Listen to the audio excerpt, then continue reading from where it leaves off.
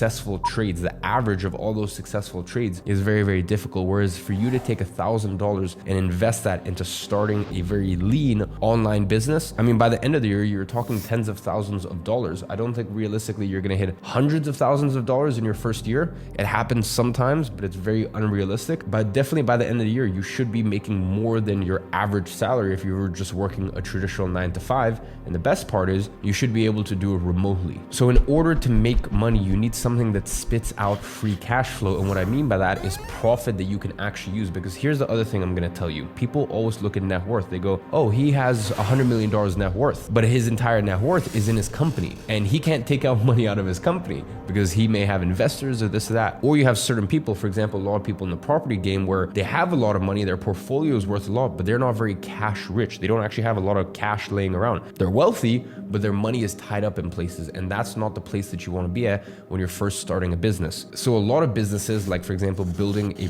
proper e-commerce brand. And by the way, when I say proper e-commerce brand, once again, I'm speaking from experience. I've had an eyewear company for a few years. And the thing is, the packaging, everything is beautiful. We've got this beautiful black velvet finish on the inside. So this business is okay. It's my smallest business. It makes around $1.2 to $1.5 million a year. And that sounds great until you realize that we have 50% margins. So I'm only keeping 50% of that money. And it's even worse when you realize that any of my profit that I make, I can't keep. I have to roll that into new stock because especially a product like this is actually very difficult to make. So for me to put in an order now of another 5,000 to 10,000 units, I may only get that in 3, 4, 5 months, depending on the time of the year. So even though someone would look at it and go, that's a $1.5 million a year business at 50% margins, you never actually get to keep that profit because you always have to reinvest into the business. And that is very different to, for example, a service-based business. So if you're offering a service to clients, whether that be building their marketing funnels, whether